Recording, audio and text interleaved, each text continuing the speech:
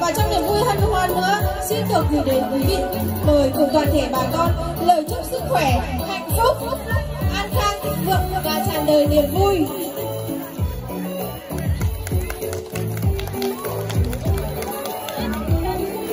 Kính thưa toàn thể hội xuân đến tham dự với chương trình ngày hôm nay, xin nhiệt liệt chào mừng và trân trọng giới thiệu ông bà cô bác Trảo Phụng Hiền, Chủ tịch Mặt trận xã Đà Nhì.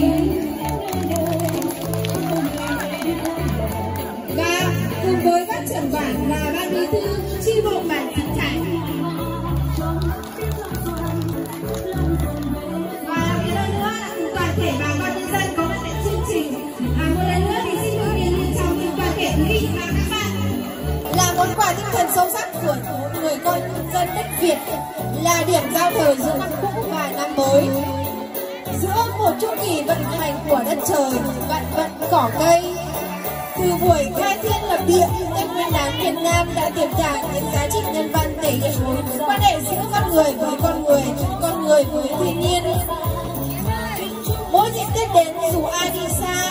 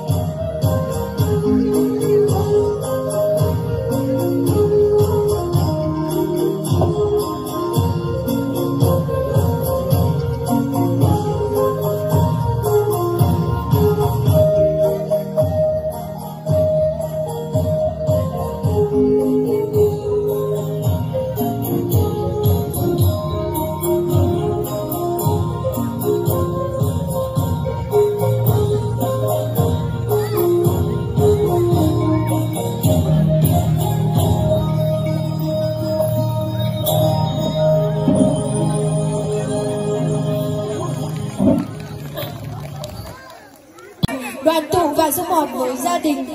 Và để quý vị có thêm cảm nhận rõ nét hơn về những vẻ đẹp của thời khắc giao mùa và những ngày đầu năm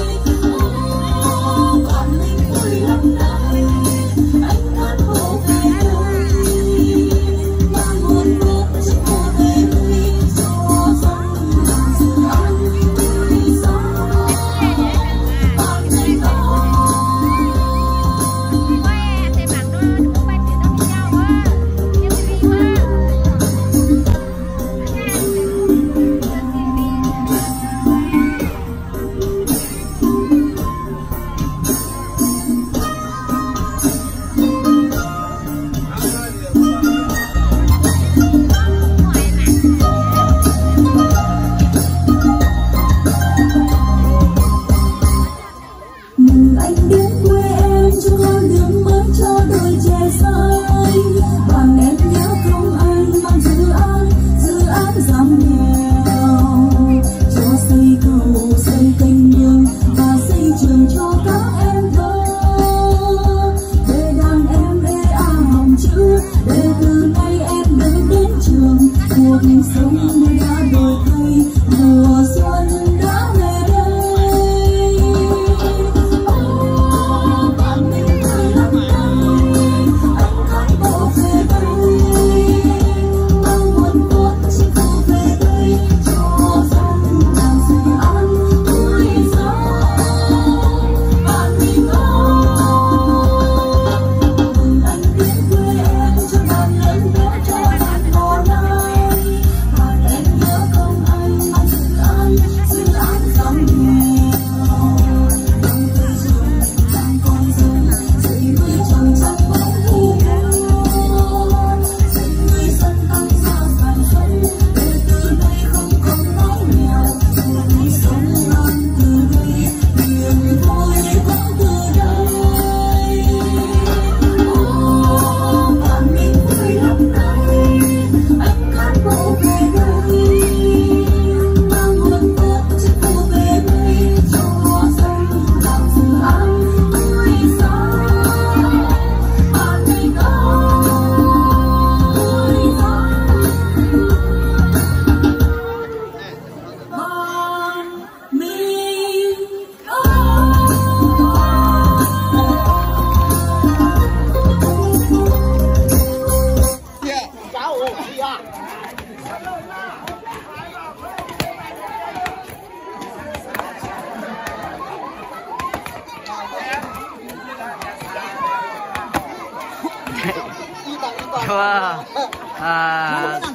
đúng rồi, biết nào xếp tay đúng không? Thì rất là giỏi một tay à.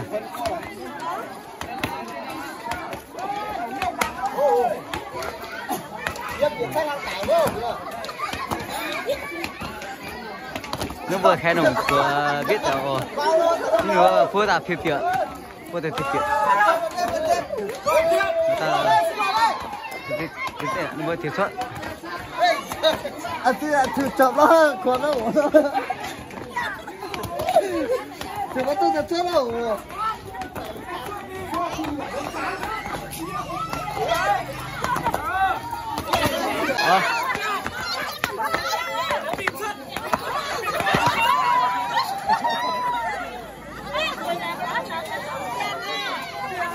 Vô xe đúng không? Mình sẽ ra nhé. Nó vừa tại biết hàng lo hai đúng không? Chua. Đúng không? Nở nhụt vô một tài lông dài đúng không? Chim bằng ồ. Nó vừa biết xếp nín là thiếu hình ấy, một tài à. Đúng không? Biết xếp biết, nó vừa biết xếp đây là thiếu hình ạ. Giờ cho ai thiếu cái tài có giờ hả? Đúng không? Mà tàn ăn mài thì thiếu cái thằng mà tàn ăn mài thì thiếu thiếu không tầm mà. Không phải nó vừa có đâu. Nhiều quay từ này.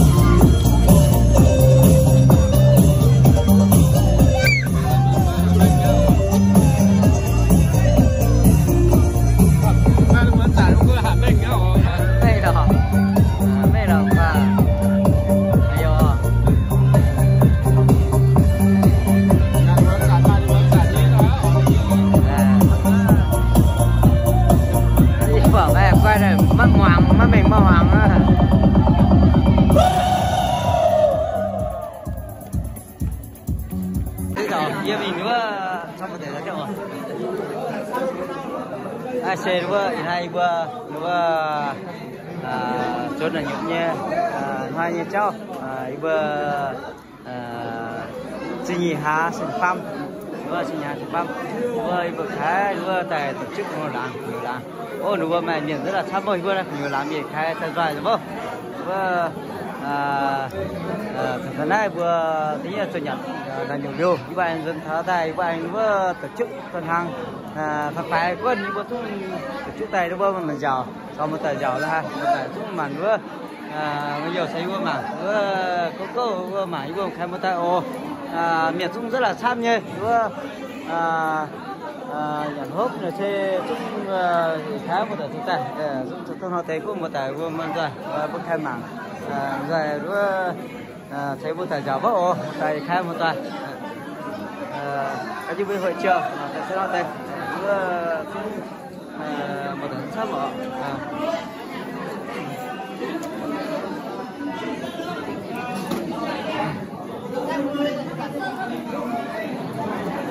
chưa khang xây được bớt sỉ như mấy tàu vừa đi xây đi một tài nữa cha nữa khai một tài nữa có bộ một tài này hai đứa nhà luôn hai đứa mình sẽ tôn phun đứa tài đứa giỏi dân luôn hai nhà tập lão họ rồi dám tốt tài hiện đứa hai tài giỏi dân cái này đi nó tiền giỏi ôi tao hai học cái chiêu tại hai học sinh gì đó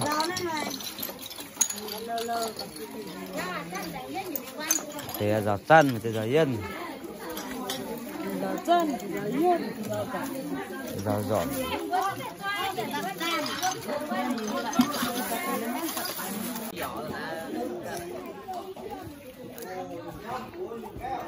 nó là sao